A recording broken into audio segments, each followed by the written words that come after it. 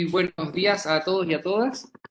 Damos una cordial bienvenida al cuarto Congreso de Educación Matemática Técnica Profesional, una instancia de reflexión y de difusión de trabajos y todo en torno a la educación matemática en el ámbito técnico profesional.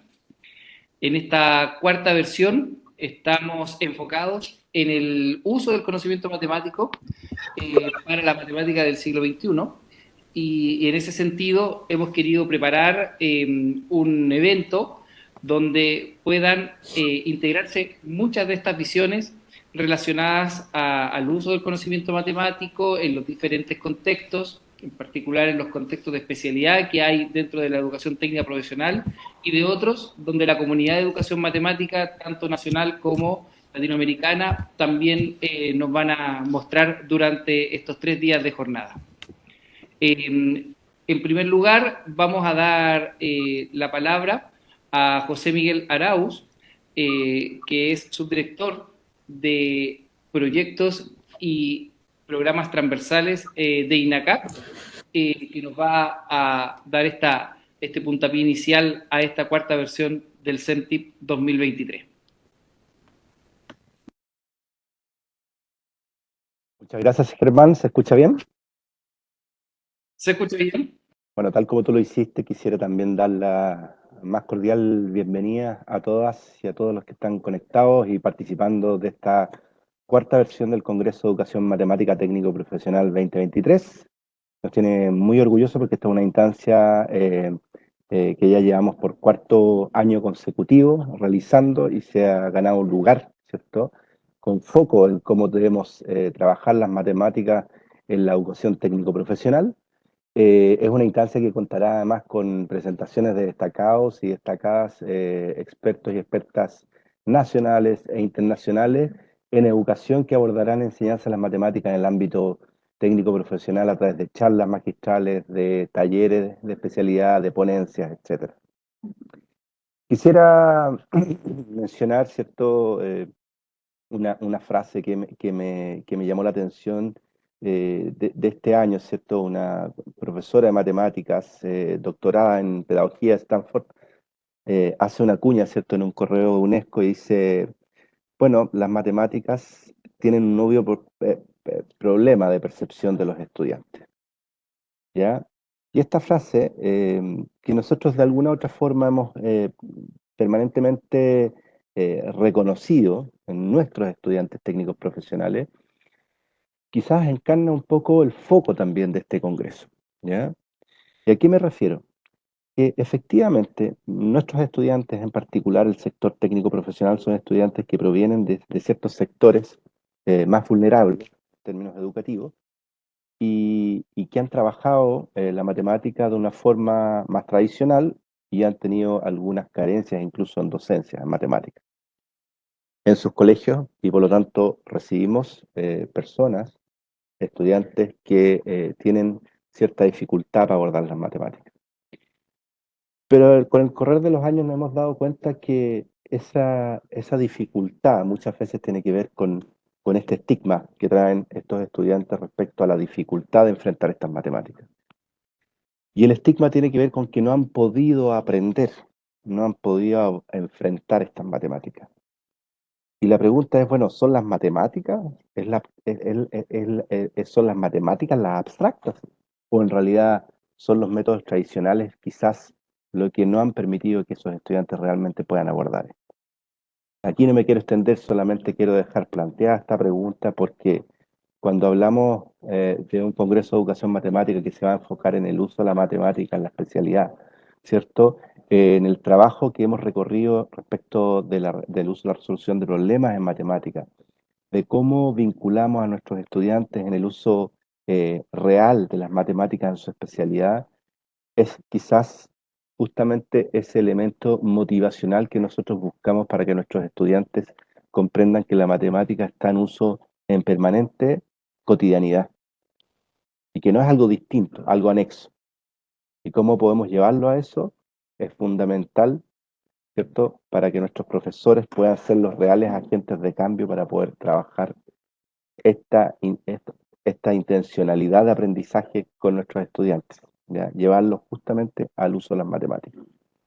Eh, Además, conocemos los resultados que han habido en los últimos años producto de la pandemia. Ya las matemáticas y el aprendizaje de las matemáticas se venía estancando hace tiempo, lo mostraban los resultados de las pruebas PISA de la OCDE, pero el último CIMSE 2022, que fue publicado este año, en junio, mostró los 10 puntos que bajó al menos la evaluación matemática, ¿cierto?, a nivel de segundo medio. Y eso nos pone un desafío mayor con los estudiantes que siguen ingresando a la educación superior y vamos a tener ese desafío por largo tiempo. Por lo tanto, esta instancia como espacio de reflexión, ya discusión y difusión de todos los trabajos, buenas prácticas llevadas a cabo en el marco de esta enseñanza del aprendizaje de las matemáticas en educación superior técnico profesional, toma mayor relevancia, ya toma una relevancia muy importante, ya de liderar, ¿cierto?, esta conversación y esta reflexión a nivel país, sobre todo en el marco, insisto, de la educación eh, media técnico profesional y la educación superior técnico profesional, para poder transformar, ¿cierto?, la formación técnico profesional del siglo XXI. Solamente plantear que esta es la cuarta versión, ya en los años 2017, 2018 y 2021 se realizaron ya las tres versiones anteriores del Congreso de Educación Matemática con 9 charlas magistrales de ponentes internacionales como España, Colombia, Chile también, y con más de 100 ponencias de diferentes participantes de Latinoamérica, Colombia, Chile, Argentina, Perú, Brasil, 15 talleres y con más de 500 participaciones de docentes, incluso 30 instituciones de educación a lo largo de nuestra historia, incluso trabajando con colegios de enseñanza media técnico profesional que para esta versión también estarán presentes. Quisiera destacar, por último, ¿cierto?, que en la actualidad este Congreso se ha ganado un espacio, ¿ya? Ha sido progresivamente aceptado y reconocido en la comunidad académica, al punto de ser considerado quizás como la única instancia nacional y latinoamericana incluso en abordar esta temática en el ámbito técnico profesional, razón por la cual nos sentimos muy orgullosos, ¿ya?, de aportar a una dimensión crucial en la formación de muchas especialidades técnico-profesionales, ¿ya? Em, Proponiendo y explorando nuevas formas de enseñar las matemáticas a los estudiantes de educación superior. Y esto lo hemos hecho en conjunto con distintas instituciones. INACAP, digamos, lo ha empujado, pero esto es producto de una colaboración de todos los docentes que participan también en estas instancias. Los invito, por lo tanto, a disfrutar estas 3 jornadas y sacar el máximo provecho para seguir aportando a la calidad de la educación matemática del país y agradecer la participación y la conexión y la inscripción de todos ustedes. Muchas gracias.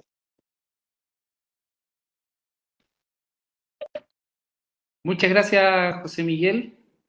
Efectivamente, has dado ahí todo un lineamiento de la esencia, finalmente, de este Congreso. Y bueno, y esperamos que se materialicen estas 3 jornadas con las expositoras magistrales que vamos a tener también, con todas las ponencias que van en esa misma línea, que no me cabe la menor duda que van a ser 3 jornadas interesantes y de mucho aprendizaje y de mucha reflexión en torno a la educación matemática en estos ámbitos de, de educación técnica profesional. Gracias, José Miguel. Y ahora vamos a dar paso a nuestra primera charlista magistral, eh, que está muy, muy interesada en poder darnos su visión y contribuir también a este congreso.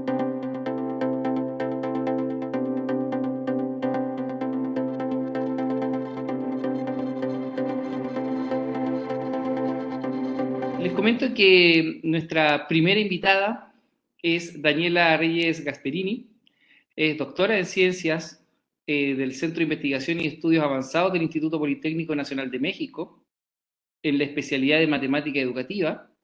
Realizó una estancia doctoral en las universidades de Lisboa, Portugal, París, en Francia, y Huelva, en España. Es especialista en política y gestión educativa de la Facultad Latinoamericana de Ciencias Sociales, en México.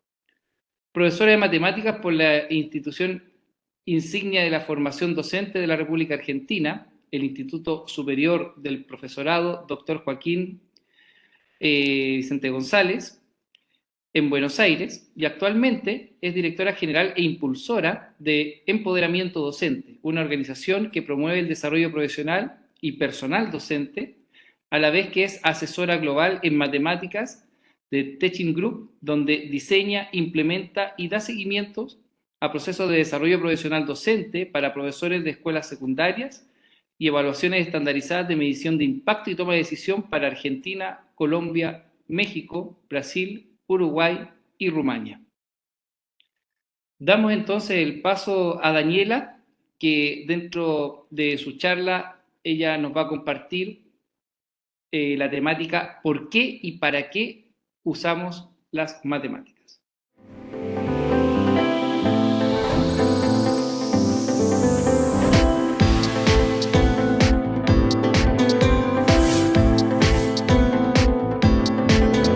José Miguel y a todas las personas que están en este momento conectadas, muchísimas gracias por la invitación. Como dijiste, Germán, estoy contenta de este momento porque nada, desde que empezamos a hablar del INACAP fue como, a ver, ¿y qué? Claro, soy argentina, no conocía y me fui a ver historia del INACAP. Entonces yo decía, ¿por qué le dicen ASTI? ¿Por qué no le dicen como es de lo comunitario? No, porque ya quedó acá. Bueno, nada, me metí un poco a entender qué era el INACAP, cómo nace. Entonces, más me agrada el proyecto y más me agrada estar en este lugar. Así que para mí, un orgullo que me hayan invitado y poder compartir lo que venimos haciendo, mirando también a la institución, ¿sí? ¿Cómo pensar esto que José Miguel estaba preguntando? Oigan, ¿y las matemáticas qué? ¿Las matemáticas por qué? ¿Por qué al estudiantado se le dificulta tanto y por qué es una de las asignaturas clave para el proceso educativo? Para mí bueno, mi deseo de ser profesora de matemáticas viene de mi imposibilidad de entender por qué a nadie le gustaban las matemáticas. O sea, era como, ¿por qué nadie les gusta? Y también como para dejar de perder noches y noches con mi grupo de compañeras y compañeros en la escuela de, Dani, mañana tenemos prueba, vamos todos a tu casa. Bueno, ya. Entonces ellos se turnaban para dormir y yo no dormía en toda la noche para explicarles. Entonces yo decía, no puede ser, o sea, yo no soy distinta al resto. ¿Por qué yo explico y el resto duerme y van a la prueba con nervios y aprueban, pero al día siguiente se olvidan? ¿Por qué tengo la capacidad, escuchen lo que voy a decir, tengo la capacidad de enseñar para que aprueben y después se olviden? ¿Eso es lo que queremos en matemáticas? Entonces, claro, eso no era. Entonces, hoy, en esta idea de por qué y para qué usamos matemáticas, confieso que, pues, voy a usar unas diapos para acompañar la charla, empecé preguntándome, ¿las matemáticas qué? ¿Dónde? ¿Por qué?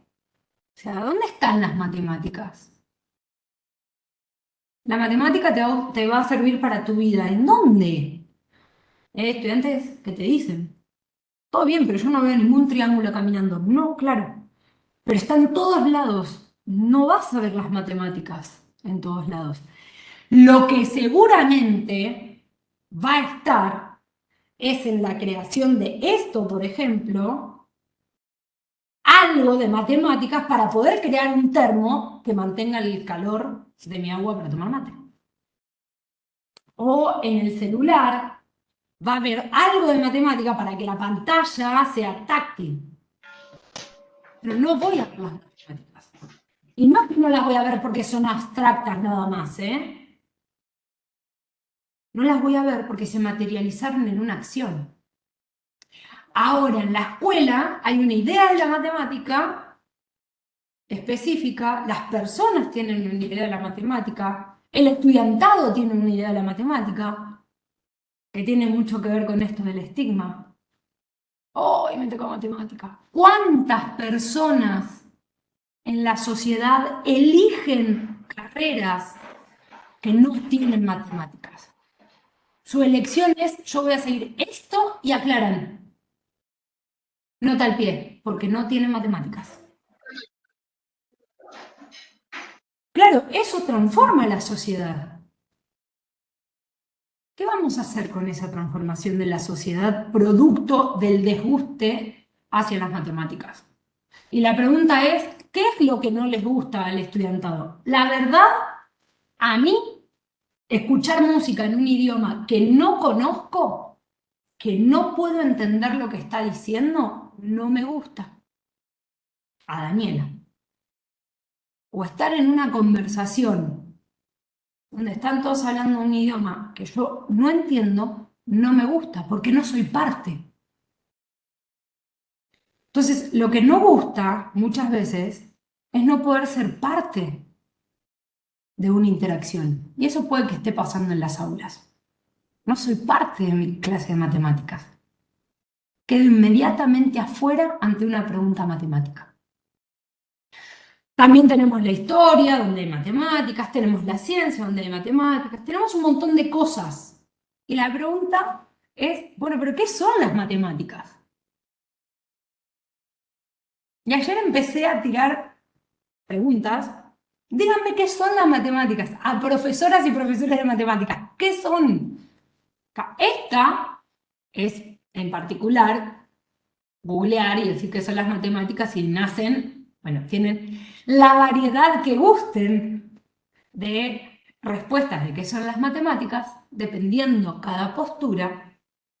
Y también tenemos libros escritos hace mucho, no tanto, de qué son las matemáticas, y nos dicen justo lo que José Miguel estaba diciendo.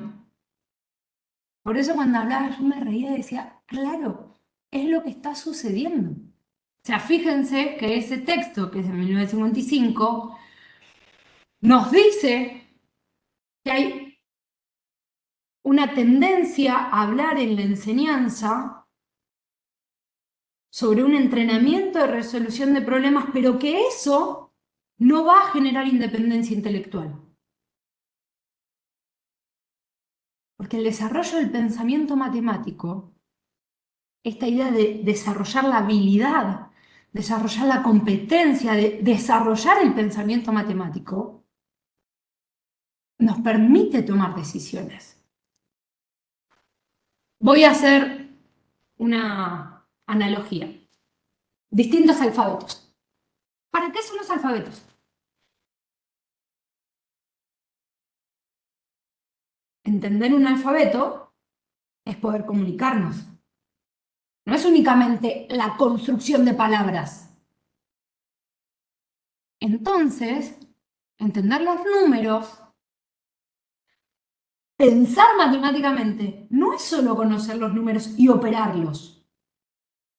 Puedo leer, y el problema, y acá lo hago con todo el respeto y sabiendo que me puedo equivocar, que no son especialistas en lenguaje,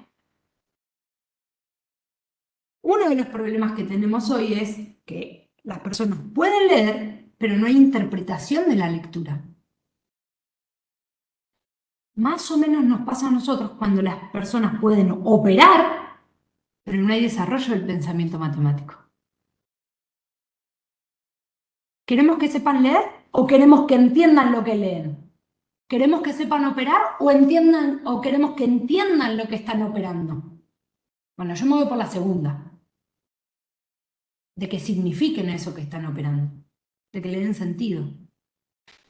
¿Pero qué nos pasa en la escuela? Y entre comillas lo pongo porque decir escuela es demasiado. Es como cuando categorizamos a una persona, es argentina.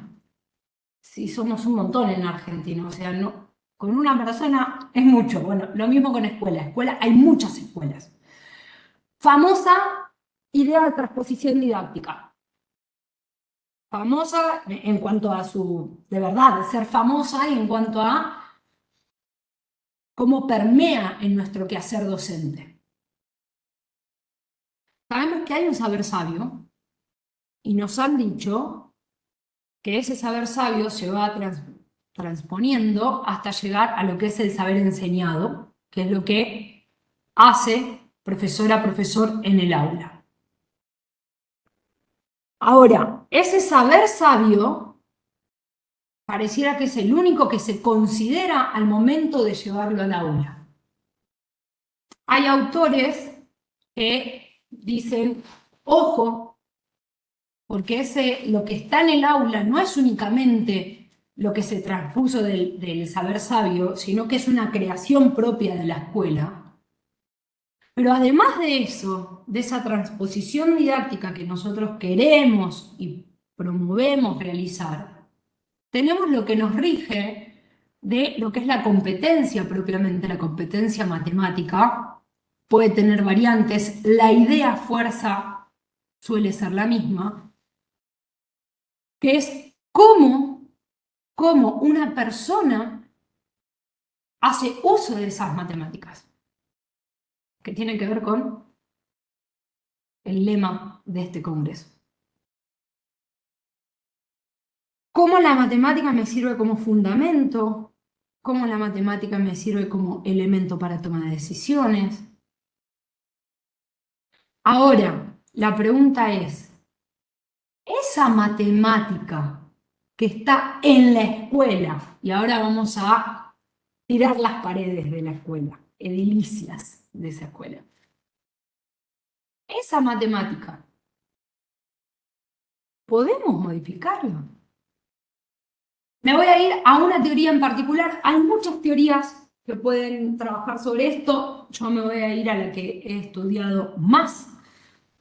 Hay distintas selecciones y voy a mostrar cuál es la postura de esta teoría, donde habla de la construcción social del conocimiento matemático y su difusión institucional. Y vamos a distinguir esta idea de qué es la construcción social y qué es la difusión institucional. Y cuando hablamos de institución en particular, no solo es la escuela.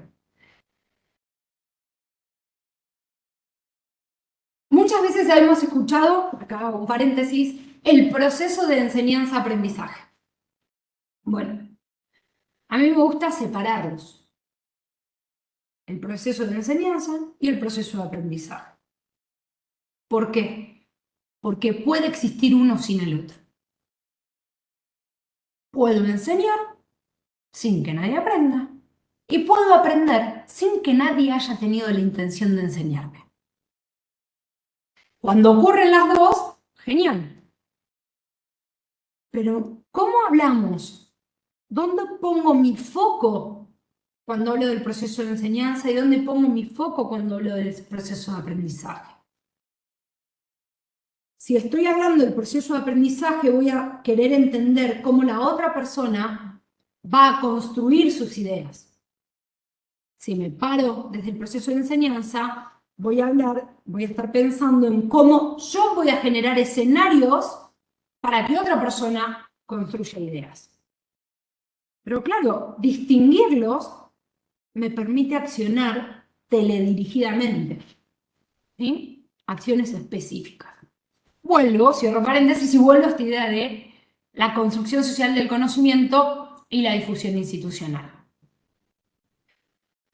Una de las propuestas clave, que es la que en lo personal más me interesa de la idea de la socio, es el momento en donde saca del foco al objeto matemático como tal y asocia a este objeto matemático prácticas socialmente compartidas.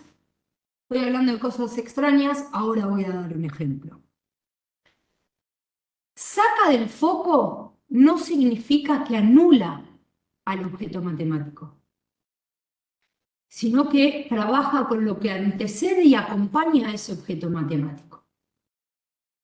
Y en cuanto tengo a las prácticas socialmente compartidas, que entiendo que están acompañando este objeto matemático, en esas prácticas socialmente compartidas, ahí sí me siento parte del diálogo.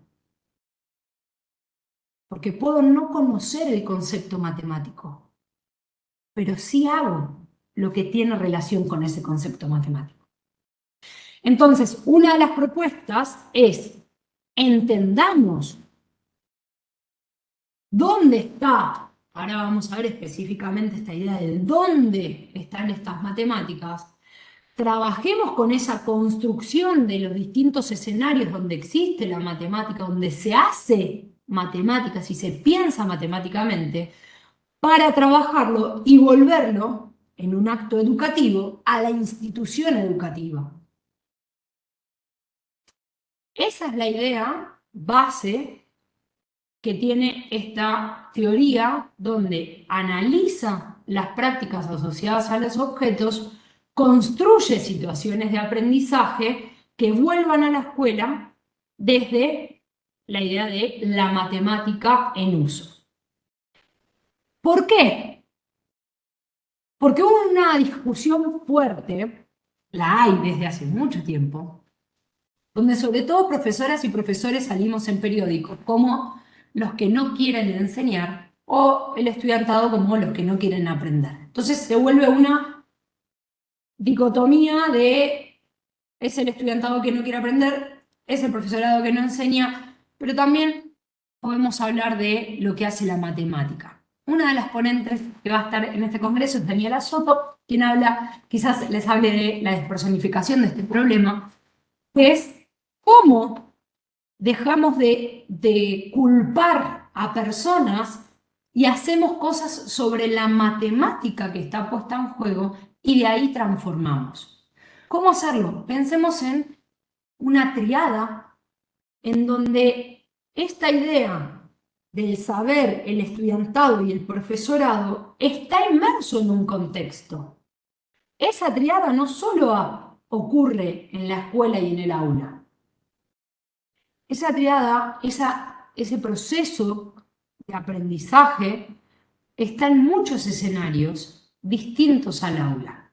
Entonces, cuando llegan al aula, esos escenarios traigámoslos a la discusión. Y el aula no son las cuatro paredes que nos ocupan, sino el aula es el proceso educativo, es la trayectoria educativa en la que está el estudiante.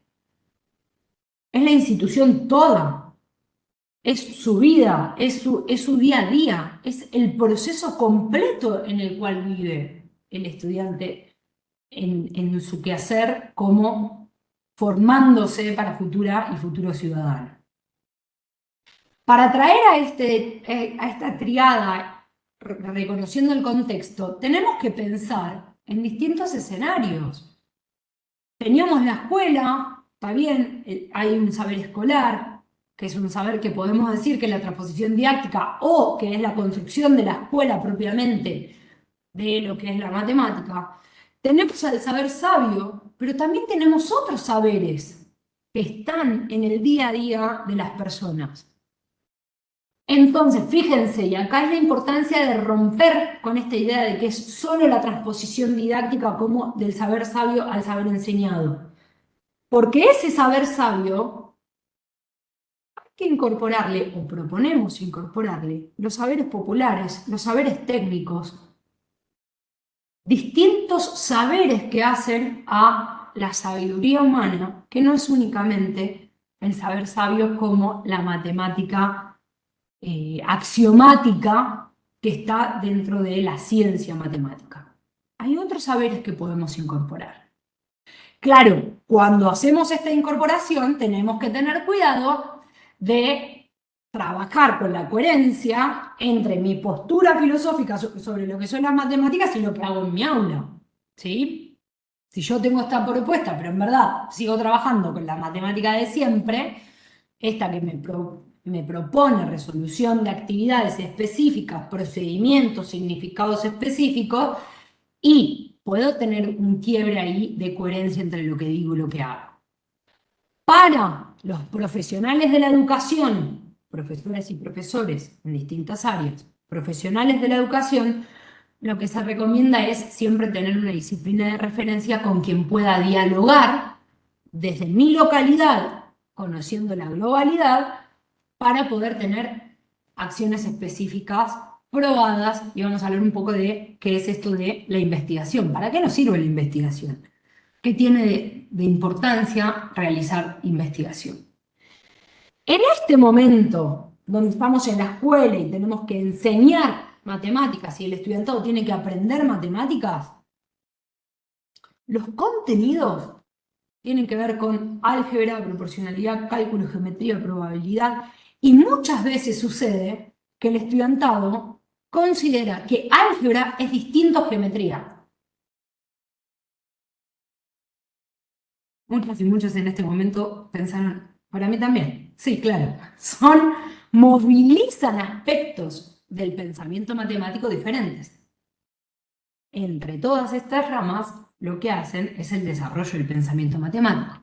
Y ahora, cuando hablamos del desarrollo del pensamiento matemático, nos metemos a la idea de, bueno, ok, ¿y qué es el pensamiento matemático?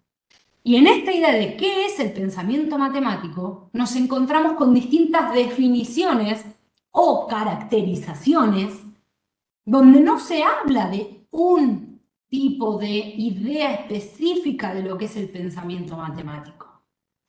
Si analizamos los Ada y Fuentes, hacen una revisión bibliográfica sobre pensamiento matemático y citan a distintas personas que hablan sobre el pensamiento matemático, si vemos sus especificaciones, claro, tenemos ideas clave a considerar. O sea, habla de no memorizar, no solo, yo le agregaría el no solo memorizar, no solo hacer ejercicios, ¿sí? Hay cosas que vamos a memorizar, obviamente. El tema es, ¿para qué las memorizo? No que se convierta en aprender matemáticas, es memorizar procedimientos o memorizar fórmulas. Buscamos relaciones, retomemos esta imagen de los números y de las letras que conforman palabras o de los números con operaciones. ¿Cuáles son las relaciones que nosotros podemos construir dentro de la matemática? Esta matemática me permite tomar decisiones, me permite accionar. El pensamiento matemático me permite hacer, tomar una buena decisión sobre otra. Entonces, si nos metemos a esta idea del pensamiento matemático, también me permito hacer un pase por los estadios de Piaget. Y cuando, no pretendo que lean esa imagen, cuando hablamos de los estadios de Piaget, desde el concreto hasta el operatorio formal, en el operatorio formal, fíjense, cuando hablamos de este proceso de abstracción, fíjense que una de las características claves que tiene es que al momento de tener una instrucción, lo que genera este tipo de pensamiento es poder hipotetizar respuestas. No únicamente dar la respuesta, es poder hipotetizar. Quiero decir, el operatorio formal trabaja en términos de lo que es y de lo que podría ser. Entonces, si nosotros hablamos de que este es el último de los estadios a nivel cognitivo al cual yo puedo acceder dentro de una postura piagetiana, lo que me pregunto es, ¿qué tipo de actividades hay en el aula?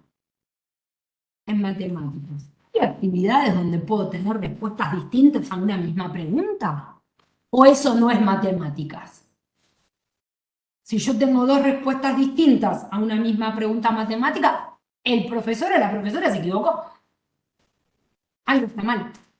Ahora, dependiendo del argumento, es lo que voy a estar hablando de si valido o no esa respuesta. En este caso, en esta pregunta, podríamos decir que acá, si nosotros, estas no son equivalencias, pero en verdad si n y p valen 0, puede ser que sí. O si c vale 0, puede ser que sí. Algunas veces es. Esa igualdad se cumple. Bueno, pero tengo que pensar en lo que podría ser. No solo en lo que es. Si yo tengo a c con un valor distinto de 0, no me va a dar esa igualdad. La última. Entonces, ¿cómo generamos este tipo de discusiones? Para generarlo, claro, tenemos que hablar de un cambio de relación con el conocimiento matemático. Con el conocimiento en particular habla Freire, nosotros hablamos del conocimiento matemático, y con la sociedad misma. ¿Cuál es nuestra postura de lo que queremos que aprendan estudiantes durante su formación inicial, media y superior respecto a las matemáticas? Freire dice en un libro, en un libro que a mí me gusta mucho, los puedo compartir, me lo pueden pedir, los puedo compartir, cómo nosotros pensamos que vamos a transformar si solo vamos a ver que la transformación tiene que ver con cambios de técnicas o métodos. Y él dice, la transformación es con el cambio de relación hacia el conocimiento y hacia la sociedad. Cuando hablamos de esto, claramente nos va a repercutir en lo que hacemos en nuestra formación docente, como formación inicial, en el desarrollo profesional docente, o a veces llamado formación continua, y en la postura que tomamos ante estas dos ideas. En México, por ejemplo, todo lo que es formación continua o desarrollo profesional docente se le dice formación docente. Hablaba hace poco con un par de colegas donde me decían, es que formación docente son los cursos. No, formación docente es la formación inicial. El desarrollo profesional docente, en la decisión de decir desarrollo profesional docente, hay un reconocimiento profesional con las personas que estamos trabajando. Es decir, trabajamos con profesionales de la educación y trabajamos su desarrollo profesional. Con ese profesional, con esa profesional, ¿qué hacemos? Potenciamos fortalezas, trabajamos la teoría y la práctica, hablamos de manera abarcativa con distintos elementos de su práctica. La formación docente es el proceso en donde estamos, como dice ahí, asimilando conocimientos, trabajando la teoría, pero no fuertemente el tema de la práctica. Y también hay posturas dentro de lo que es el desarrollo profesional docente para generar esa nueva relación con el conocimiento matemático escolar, de decir, ¿cómo me posiciono? ¿Cómo genero el cambio? Hay distintas maneras de analizar ese cambio y transformación por parte del profesorado. En lo personal, desde lo que es empoderamiento docente y las propuestas que hacemos nosotras, tiene que ver con el cambio como desarrollo profesional, que es que la persona busca cambiar. No se impone un cambio. Por eso, cuando se habla de capacitación, según estos autores, se habla de los profesores, las profesoras son cambiadas. No, se capacita en una técnica, se capacita en algo específico, pero desarrollo profesional habla de otra cosa. Ahora, vamos a ver un poco de matemáticas, propiamente. Y voy a usar un contexto de ustedes. Fíjense, esta gráfica habla de la evolución de estudiantes, proporción de estudiantes de escuelas secundarias que se matricularon en programas de formación técnico-profesional entre 2004 y 2019. Si miramos la gráfica, uno se pone a pensar, ¿qué me está diciendo? En Bolivia hay más del 120%. ¿Qué es lo que me está diciendo?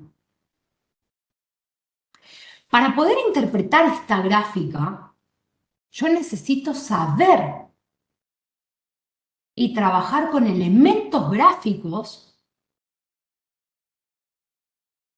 que me den la información. Yo puedo ver y no entender qué me está diciendo la gráfica. Lo mismo que me pasa cuando veo una radiografía o cuando veo un electrocardiograma. Hace poco me hice una audiometría. Cuando me llama el médico, yo estaba mirando las gráficas de la que me había hecho hace 10 años y de la de ahora. Y entré riéndome, pero así riéndome a carcajadas. Y le dije, las estaba mirando creyendo que iba a ver algo. Y en verdad no puedo ver nada porque no entiendo nada. Yo sé analizar la gráfica de la escuela, pero no sé los parámetros con los que se lee una audiometría. Entonces, ¿qué matemática aprendí? Ah, ya, la del reconocimiento gráfico. Yo no podía saber lo que me decía la gráfica, pero en la comparación podía ver si estaba igual o no. Porque vi cuáles eran los elementos que estaban comparando la gráfica, vi cuál era el oído derecho, el oído izquierdo, y dije, ah, bueno, está bien, siempre tengo el derecho más arriba que el izquierdo, no sé si eso es bueno o malo, pero me mantuve igual. Dicho y hecho, el médico me dijo, estás perfecta, no tenés nada, estás igual que hace 10 años. Ah, buenísimo. Claro, la conclusión final, no entiendo nada de lo que tengo en el medio, pero pude leer la gráfica. Esta gráfica puede también presentarse de otra manera, que es así. Y esta tiene la misma información. Por favor, revisen, voy a dar el ejemplo de Bolivia, 59.6, 62.9, 59.6, 62.9, tiene la misma información, pero presentada de otra manera. Esa es mi toma de decisión, como quiero, iba a decir manipular la información, pero no quiero decir esa palabra. Dar la información de manera distinta. Porque acá no estamos hablando de nada grave, podríamos estar hablando de índices de pobreza o índices, otro tipo de índices que queremos manipular. En este caso, la decisión de cómo tomo, cómo presento una información, sí cambia la visualización inmediata del dato. Dato que nos tiene que quedar pensando a nosotros, es que, por ejemplo, Chile bajó mucho en proporción su matriculación en programas de formación técnico-profesional. Sigo. Esta es otra manera de presentar información. Cada una de las gráficas separadas por países en donde compara matriculación de mujeres y hombres según cada país. Puedo presentarla de la misma manera con toda la información completa. En este caso, yo estoy haciendo análisis de gráficas. El contexto puede modificarse. Puedo cambiarle el título y puede ser otra cosa. Mi idea, en este caso, la intencionalidad de lo que acabo de hacer, era comparar dos maneras de representación gráfica de la misma información. El contexto es un adicional. La verdad no era lo que a mí me preocupaba. Ahora, voy a mostrar otro ejemplo. Este es uno de los proyectos que estamos trabajando a cargo de Mercedes Miguel en Riverdar, en el club River Plate de Argentina. Nosotros estamos en la escuela de alto rendimiento, de deportistas de alto rendimiento, en la parte de matemáticas. El concepto matemático que está puesto en juego ahí es el arco capaz.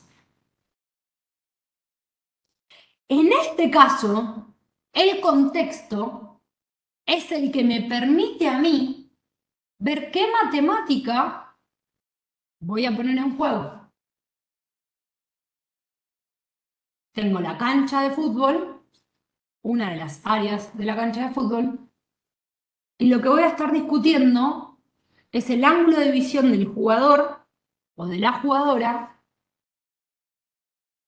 según dónde se posicione en la curva que hace desde el arco, y yo posiciono los puntos de mi arco capaz en el arco, en la portería, y me muevo según el ángulo.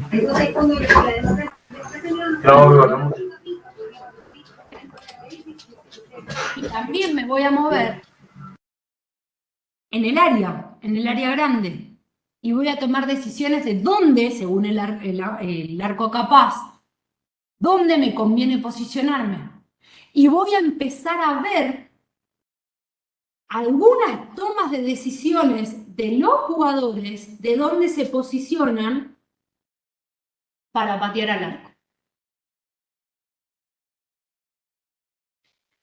Ustedes me dirán, Dani, pero eso no es forzar. No, forzar el uso del arco capaz lo hacemos muchas veces cuando explicamos arco capaz. En este caso usan la idea del arco capaz, no sé si conscientemente, pero sí hay una idea de mi ángulo de visión en el arco, dónde me tengo que posicionar. Si vieron, el otro día discutíamos, si vieron un video, bueno, me van a decir, ay, sos argentina, entonces seguís a Messi. Bueno, está bien, puede ser. Pero hace poquito se mostró un video donde Messi va corriendo, en el último gol que hizo con el Inter, que va corriendo la pelota. Entonces la frase es, se adelanta la pelota. Si vemos bien lo que está haciendo Messi, no es que adelanta la pelota, se va posicionando y va mirando el arco. Está buscando su ángulo. Porque hay una manera de ver el arco donde patea. Eso lo hacen los jugadores de fútbol. Dani, ¿vos sabés de eso? No, yo no. Trabajo con gente de fútbol, entrenadores, entrenadores de arquero, entrenadores de equipos completos, jugadores profesionales de futsal y demás. Trabajo con ese equipo para poder entender qué cosas de la matemática hacen para poder trabajarlo en una actividad para deportistas de alto rendimiento y desarrollar el pensamiento matemático en este tipo de contextos. Va, pero ¿qué vemos en la escuela? Por ejemplo, esto de proporcionalidad. Regla de 3 simple, reglas mnemotécnicas, a más, a más menos. Vemos ideas. Hoy, Daniela Soto es con quien van a tener la conferencia ayer, junto con Paola Balda. Daniela Soto de Chile, Paola Balda de Colombia. Soto habla de cómo tenemos una restricción en el discurso matemático escolar, en la matemática que estamos trabajando en el aula, donde hay una imposición de significados, de procedimientos y de argumentos que no permite la construcción social del conocimiento matemático. En su momento hemos declarado que una de las propuestas con las actividades que diseñamos con base en estas prácticas socialmente compartidas es que los escenarios en donde se construye conocimiento sean escenarios prácticos y no que la práctica sea la confirmación de haber aprendido algún contenido matemático. Los escenarios prácticos son los escenarios donde se construyen ideas matemáticas, que pueden ser matemáticamente erróneas o no. Eso es lo que vamos a discutir en el diálogo con el estudiantado. Pero hay ideas matemáticas que tienen fundamentos. Hay que escuchar esas ideas. Ejemplo, 2 a la 0 es 2. No está mal. Bueno, primero, cualquier número elevado a la 0 es 1 por convención. No hay regla, es convención matemática. Para que la exponencial de continua. Pero, ¿por qué dicen 2 a la 0 es 2? Porque yo le enseñé que pongo el 2 y lo multiplico por la cantidad de veces que el exponente esté. Bueno, yo puse el 2, dice 0, no lo multiplico por nada, entonces es 2. Si yo escucho ese argumento, puedo hacer preguntas y puedo construir ideas con la persona. Si yo únicamente le respondo, no, está mal. Oye, pero si es lo que me dijo, no entiendo nada. Y cada vez más me voy alejando de lo que me dicen de las matemáticas. Otro tipo de por qué es importante escuchar argumentos. La medida del perímetro. Lo que piden es calcular el perímetro del rectángulo rosa y el rectángulo azul. ¿Sí? Perdón, del rectángulo. Solo dicen del rectángulo. Esa es la trampa. Solo dicen calcular el perímetro del rectángulo. Primero, si yo le pregunto a alguien qué es el perímetro, me va a responder, es la suma de los lados. Y yo le voy a responder, no, esa es la manera de calcular el perímetro. El perímetro es el contorno de una figura. Por ejemplo, me pueden contestar que es 4x más 8. Y yo les voy a decir, muy bien, calculaste la medida del perímetro de ese rectángulo. Y después le voy a preguntar, ¿y por qué dijiste eso? Y me pueden responder, porque yo hice la suma del cuadrado, el perímetro del cuadrado más el perímetro del rectángulo azul. La respuesta es la misma, 4x más 8. Una está acorde a mi solicitud y la otra no. Esa es la importancia del argumento en matemáticas. Entonces, cuando estudiamos y problematizamos la matemática con la que estamos trabajando en el aula, una de las cosas que proponemos es trabajar con distintas dimensiones, didáctica, cognitiva, epistemológica y social. ¿Qué es la didáctica? No solo, ojo que estoy diciendo solo, es muy importante, porque esto se considera y además se adiciona lo que voy a decir después. No solo es cómo aprenden estudiantes o cómo explican profesores, sino también cómo se produce la difusión institucional. Entonces, no solo voy a estar mirando la institución del aula, sino que voy a estar mirando distintos contextos en donde se aprenden matemáticas y en donde se usan las matemáticas. A nivel cognitivo, no solo voy a estar mirando cómo resuelven actividades estudiantes y docentes, sino voy a estar preguntándome cómo se desarrolla el pensamiento matemático. A nivel epistemológico, no solo quiero ver el origen en cuanto a puntualizar dónde nació esa matemática, sino también el contexto que había a su alrededor, porque esos me van a permitir entender algunas prácticas de referencia o algunas prácticas socialmente compartidas que acompañen lo que voy a hacer. Y a nivel social, discutir el contexto sintáctico, que ahí, hace poco Germán me mostró un ejemplo que aluciné, que fue una misma fórmula en distintos contextos, uno de biología, uno de agronomía, uno de física, lo que fuera, pero era la misma fórmula. Eso es un contexto sintáctico. Cambio lo que me dicen, pero mantengo la matemática fija, estática. Ahora, un contexto que sea un contexto real, un contexto situacional, es el que la propia situación me brinda el escenario para desarrollar el pensamiento matemático.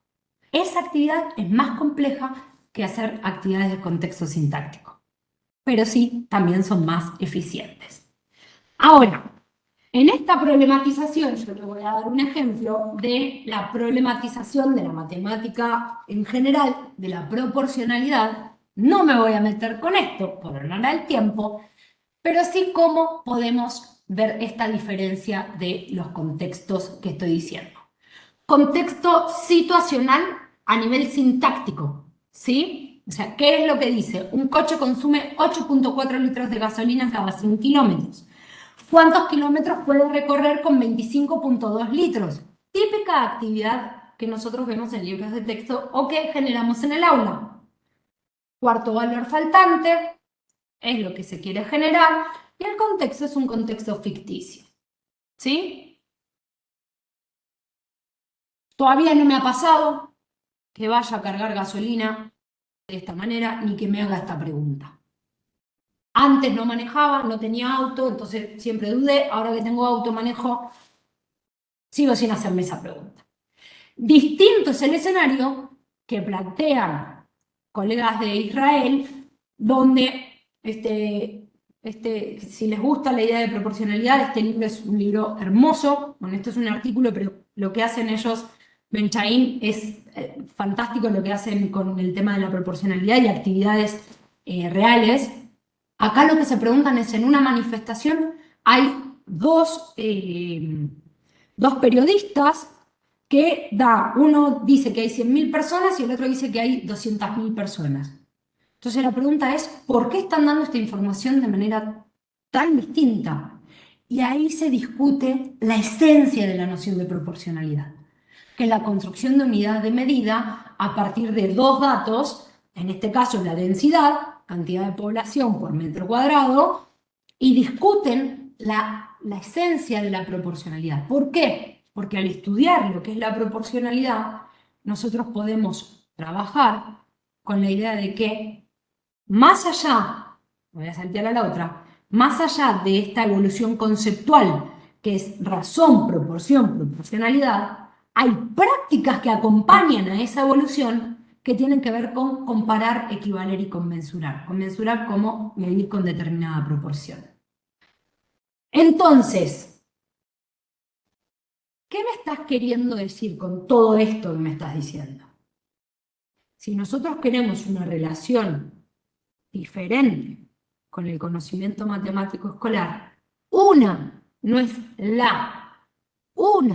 de las propuestas es entender cuáles son las prácticas que anteceden y acompañan a los conceptos matemáticos para poder generar actividades en donde esas prácticas se pongan en juego para construir conocimiento matemático y desarrollar el pensamiento matemático. Ejemplo, rápido. Acá lo que se pide es, dada esta imagen, la de la izquierda, elegir cuál de las otras es una ampliación o reducción de esa imagen. Lo que voy a estar poniendo en juego es comparar el tamaño del corazón, por ejemplo, con el tamaño de la cabeza. Genero la comparación, genero la construcción de una unidad de medida, que es, por ejemplo, el corazón o la cabeza, y puedo medir con esa nueva unidad de medida. ¿Eso es proporcionalidad? En esencia, sí, es construir una unidad de medida, porque nace con los inconmensurables, donde dos magnitudes no tenían unidad de medida común. Otra idea es hablar, por ejemplo, de una relación, una actividad en donde tengo tres personas en un lugar de mucho calor que tienen que hacer una venta de playeras que son poleras y tienen una ganancia y la pregunta es cómo reparto esa ganancia. Esa repartición que en la escuela es con base a la venta, nosotros podemos hacerla de manera distinta poniendo qué magnitudes voy a relacionar. Y según las magnitudes que yo relacione, voy a tener respuestas distintas. Si relaciono ganancia-esfuerzo, voy a repartirlo de esta manera, sabiendo que Juan pasó casa por casa bajo 40 grados de calor, Tomás fue a la empresa de la madre y José es Ana. Ana se quedó en la casa vendiendo por correo electrónico. Si hago ganancia-esfuerzo, Ana es la que menos gana. Si hago ganancia-amistad, pues 500 pesos para cada uno. Si hago ganancia-complejidad de venta, Ana tiene más complejidad de venta porque necesita internet, computadora, ta. Y si es por ganancia, cantidad de venta, la ecuación es diferente. ¿Qué puse en esencia ahí? Una misma situación que me permite resignificar la idea de construir elementos que se relacionan, construyen una unidad de medida y pueden medir. Claro, de esta manera, esto, que era solo aprender cada uno de los contextos, de los elementos que están o ramas dentro de la matemática, podemos trabajarlo como pensamientos en áreas donde estudiamos distintos elementos a movilizar en el tipo de pensamiento del estudiantado. Nuestra nueva relación con el conocimiento matemático, la que propone en particular cuando hacemos cursos de desarrollo profesional docente, desde la propuesta de empoderamiento docente, es que estos elementos se movilicen porque concebimos que este cambio de relación con el conocimiento matemático escolar, a partir de vivir actividades que movilicen estos pensamientos, transforman la realidad de quienes están en el proceso y de quienes pueden vivir el proceso después en el aula. Ojo, todo lo que estamos mostrando a Juan Luis Arzuaga, lo escuché en España, no me acuerdo, no me puedo acordar, en Huelva, escuché en un congreso de Huelva, es un antropólogo, y él decía, la investigación nos sirve y es útil a lo que hacemos en nuestras prácticas, porque no es hablar de algo que no existía, no, existía, estaba ahí, por eso habla de que es encontrar un tesoro, solo que todavía nadie lo valoraba, nadie lo conocía, nadie lo explicaba, nadie lo hacía teoría para poder quizás reproducirse o profundizarse en su análisis. Entonces, si vuelvo al por qué y para qué usamos las matemáticas. En los porqués hay un montón de porqués que son requerimientos y podemos acomodarnos en eso. Y también hay un porqué, que es como decía lo primero, la primera de las diapositivas, en donde nos independiza tener un pensamiento matemático, porque nos permite tomar decisiones. Y para esta toma de decisiones, en lo laboral, en lo personal, en lo profesional, en cada uno de nuestros ámbitos, no basta con hacer actividades o resolución de actividades. Necesitamos ciertamente generar otro tipo de debates. ¿Para qué? Para que futuros y futuras ciudadanas realmente tengan una postura de toma de decisión propia y no impuesta por determinados agentes de todos los tipos. Con eso, Germán, termino mi participación. Les agradezco muchísimo su atención y claramente estoy a disposición de preguntas y comentarios.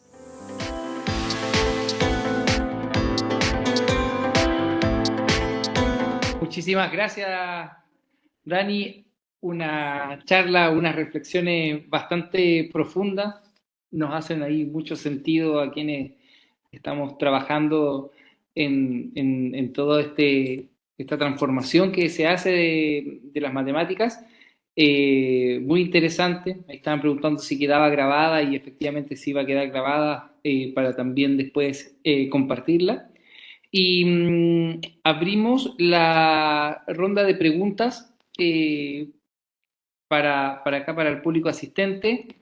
Sé que hay también una cantidad no menor de gente que está también en la transmisión de YouTube. Creo que ahí el chat está inhabilitado, pero los que están acá en la reunión de Webex sí se puede realizar preguntas, ¿ya? Así que dejo ahí abierto para poder dar la palabra a alguna pregunta que tengan para Daniela. Marcos, te damos ahí la palabra. Muchísimas gracias. Oye, antes que todo, por supuesto, un saludo cordial ahí a todos mis colegas y también a los que no tengo el gusto todavía de poder conocer de manera en vivo. Daniela, estaba, oye, pero alucinando, escuchando tus argumentos.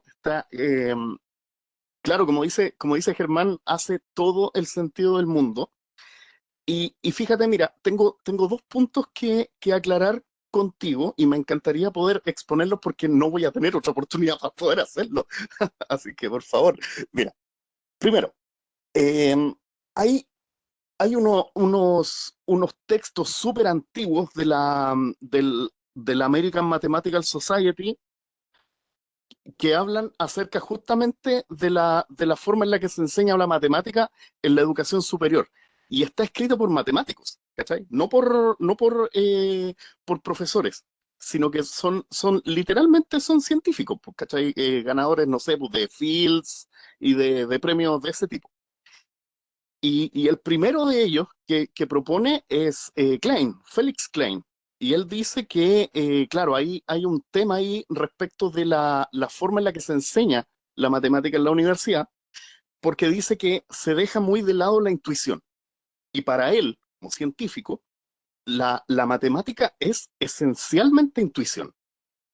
Entonces, me gustaría también saber tu percepción respecto de eso, cómo lo has visto tú, eh, no relacionado necesariamente con una postura pedagógica, sino que con una postura quizás más científica, desde la ciencia misma, cómo se percibe la matemática desde la gente que hace matemáticas. ¿Cachai? Si es porque en realidad uno entiende que los matemáticos no están interesados en hacer clases, no están interesados en enseñar, están interesados en hacer ciencia. Entonces es súper complicado sacarle una definición de ese tipo a estos gallos.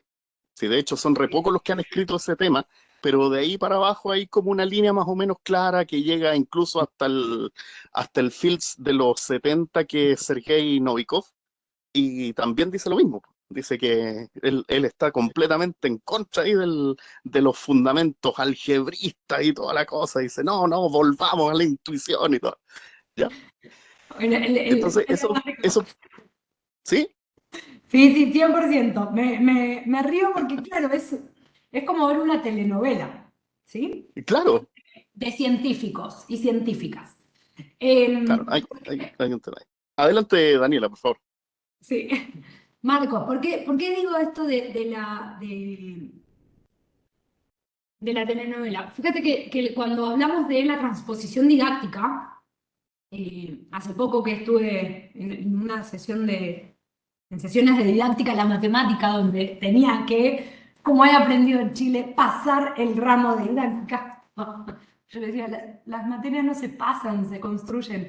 Pero bueno, en esta idea de la transposición didáctica, el saber sabio, que es esta matemática, no está diseñada, ni construida, ni creada para ser enseñada. Los, los matemáticos, las matemáticas, no están pensando en que van a construir matemáticas para que sea enseñada.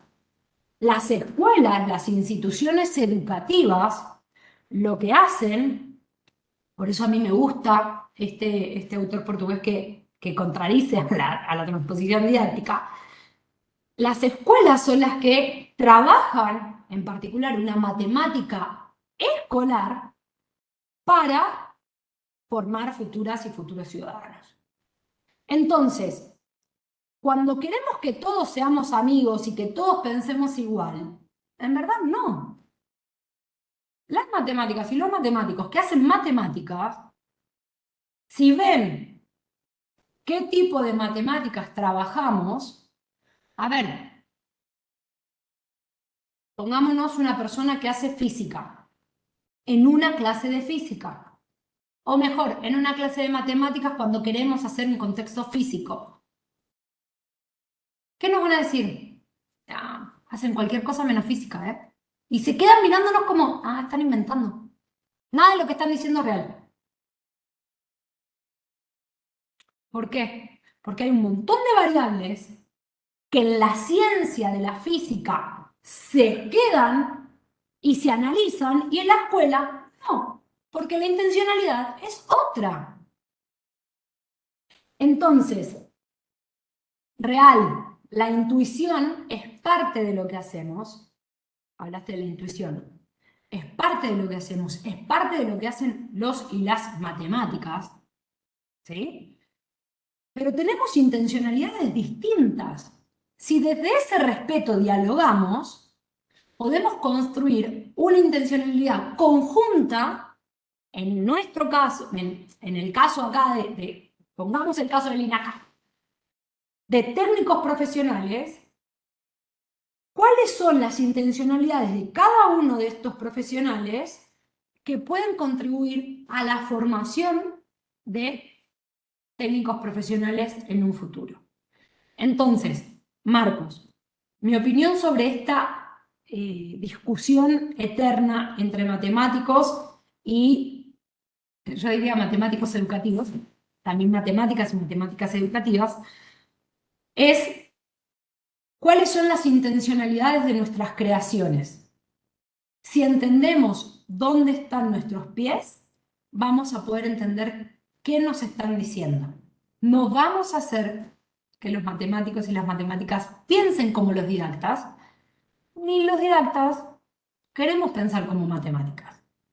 O sea, no hay interés, pero pareciera como que tenemos que estar en todo de acuerdo. No, no. Solo tenemos que entender dónde están posicionadas cada una de las profesiones. Para mí es fundamental ese diálogo entre estas dos profesiones. Si no, nos quedamos afuera. Y solo quedan esto, de novela de media tarde. O sea, no, discuten y no llegan a nada. No, construyamos acuerdos. Eso es lo que puede generar. Y la creación de la matemática, muchas veces, eso que no permitimos que suceda en las clases, demostraciones, no, pero esa demostración no es formal. ¿Leímos cómo demostraron ciertas cosas los matemáticos formales? Que a veces las demostraciones son informales, pero nosotros creemos que la formalidad hace a la matemática, la axiomática hace a la matemática, la formalidad hacia la presentación. Pero ¿qué tipo de... ¿Estás contradiciéndote en algún momento de tu demostración? No. Entonces estás dentro de tus acciones, dentro de tu sistema axiomático, no tenés ninguna contradicción. Entonces está validada tu argumentación. Tu demostración es válida. Ahí hay discusiones, Marco, que ojalá sí las tengamos, sí las podemos tener, más profundas de qué es lo que validamos en el aula y qué es lo que validaron las personas que hacen matemáticas. Agradecemos, Dani, ahí la respuesta a Marco Reyes. Vamos a dar una palabra más y vamos a leer una pregunta del chat, porque ahí en honor ahí del tiempo. Gracias, Marcos. Está José Lefort.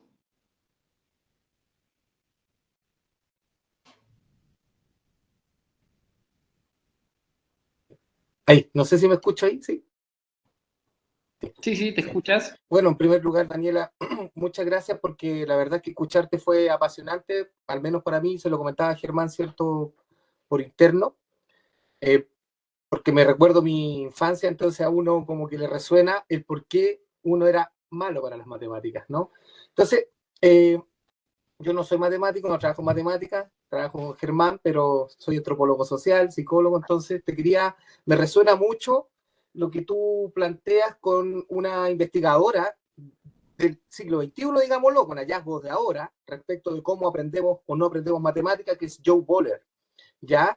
Y ella ha descubierto dos grandes cuestiones, ¿cierto? Desde Stanford. Uno, la forma de evaluar las matemáticas en la escuela, pero también en la educación superior, es tremendamente entorpecedora desarrollar todo esto que tú estás planteando.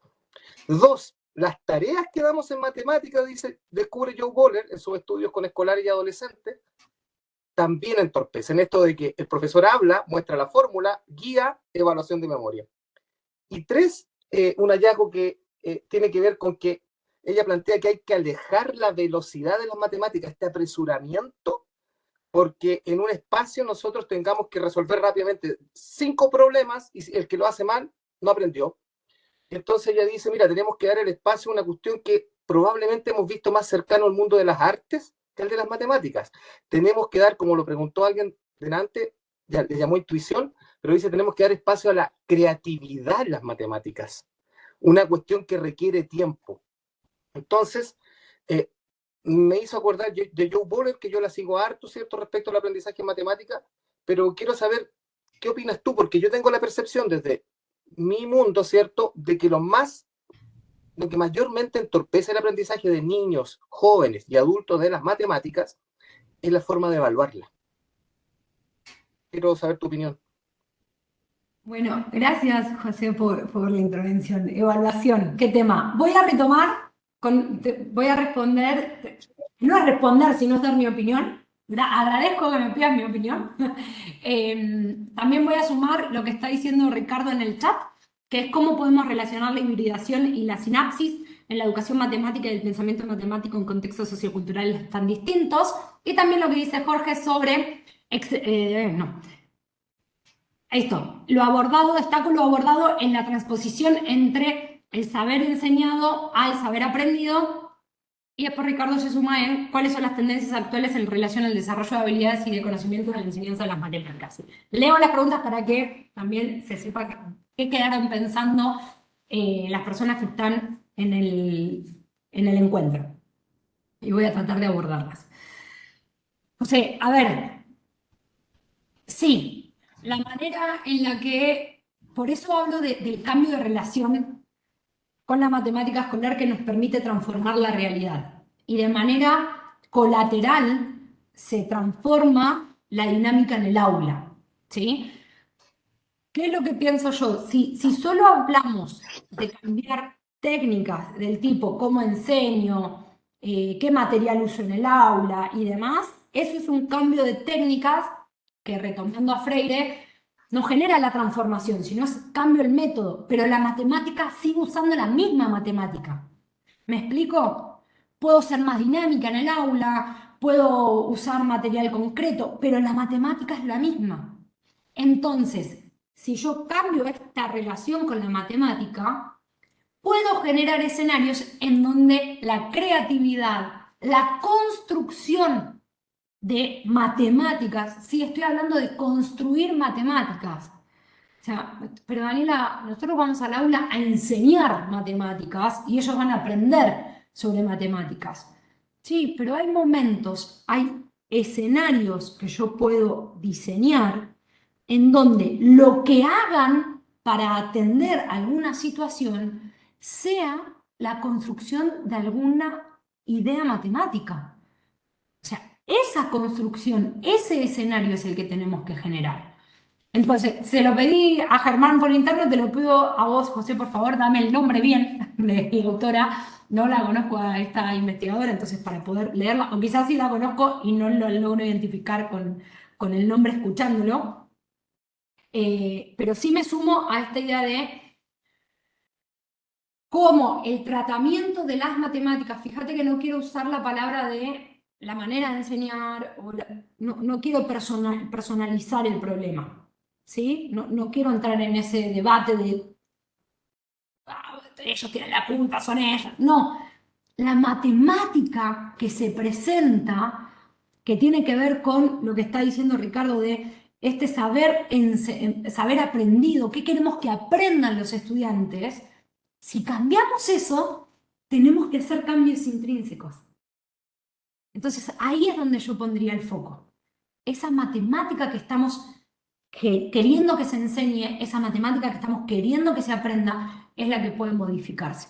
Entonces, sí, voy por la creatividad, voy por la construcción, voy por que la gente... nos sucede... ayer justo tuve una sesión con un grupo de Argentina nosotros trabajamos con profes de distintos países.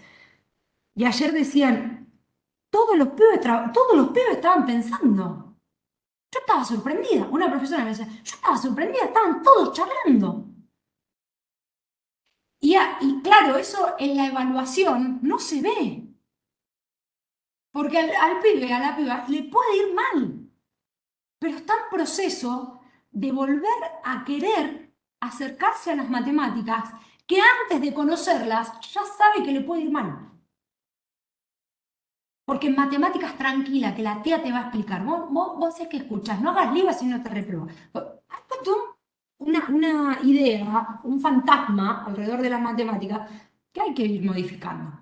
Entonces, sí a la creatividad, el tema de las evaluaciones es algo que se tiene que repensar, ¿sí? Si nosotros hacemos una evaluación donde los estudiantes y las estudiantes tienen que pensar y responden bien, nos critican la evaluación, no festejan los resultados. Si responden muchos bien, la evaluación está mal hecha, es muy fácil.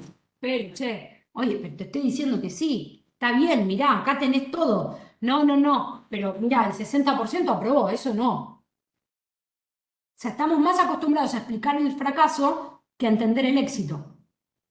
Tenemos el foco más metido allá. Bueno, entonces hay que construir herramientas metodológicas para analizar el éxito. De esas no hay todavía. A mí, trabajando con empoderamiento docente, cuando decía que un profesor transformaba su aula, me decían, eso lo hiciste vos. No, fue la persona. Publicación de artículos. No, esto fue intencionado. Oye, pero si le pregunto cuál es de proporcionalidad inversa y me contesta que la incorrecta, no me lo rechazás el artículo, me lo publicás. Porque estoy diciendo que el profe lo hizo mal. Entonces, ahí las evaluaciones es un tema súper interesante para charlar. Gracias, José, por la pregunta. Y Germán, me tomo 2 segundos nomás para retomar lo que dijo Ricardo y Jorge. Bueno, Jorge retomé lo que habló de la transposición didáctica y esto de relacionar la hibridación con la sinapsis en contextos, en particular en contextos socioculturales tan distintos, ¿sí? El reconocimiento de, por ejemplo, voy a retomar con lo que estuvimos hablando ahora, de las prácticas socialmente compartidas, los contextos socioculturales son diferentes. Lo que considero que las prácticas socialmente compartidas van a ser como de la columna vertebral de lo que hagan. Entonces, las prácticas socialmente compartidas van a ser distintas, pero las prácticas asociadas a los objetos matemáticos, esas pueden ser similares. Entonces, en el proceso de hibridación, ahí es donde el desarrollo profesional docente y la profesionalización educativa es la que nos permite tomar acciones.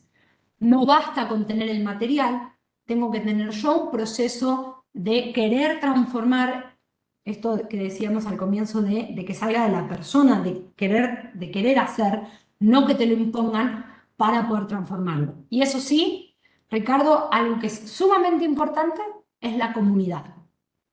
Solos, está súper difícil. Ahora, si hay este tipo de encuentros en donde hay diálogos, donde ahora vamos a escuchar ponencias, donde vamos a ver qué pasó, donde tenemos conocimiento de, che, mira, esta persona ya trabajó este tema, ¿qué hiciste? Porque no todas y todos tenemos que volver a construir desde cero. Esto es cómo voy acumulando experiencias de éxito para poder reproducirlas, para poder hacerlas propias y para poder ir avanzando. No es que todos empecemos de cero, la comunidad genera esas transformaciones. Entonces, y sobre las tendencias actuales, tanto las evaluaciones estandarizadas, las evaluaciones que nos rigen a todo mundo, las PISAs, las que entramos, sí es importante hablar del desarrollo del pensamiento matemático. Creo que esa es una de las tendencias dentro de la matemática, que no sea solo cúmulo de conceptos, sino que sea articulación de ideas. Y eso sí lo puede provocar el desarrollo del pensamiento matemático. Y ya, me quedo callada porque Bernardita ya nos está invitando a las ponencias, así que así ya se pueden ir libres. Perdón por la extensión. Muchas gracias, Dani. Sé que pueden quedar ahí algunas preguntas en el tintero, pero bueno, sabemos que ya vamos a tener otras oportunidades también con, con la comunidad aquí de docentes de educación matemática, en particular de INACAP, donde vamos a poder extender también estas conversaciones. Así es que muchas gracias, muy orientadora, muy motivadora la charla y vemos que tampoco estamos tan solos dentro de lo que estamos ahí avanzando.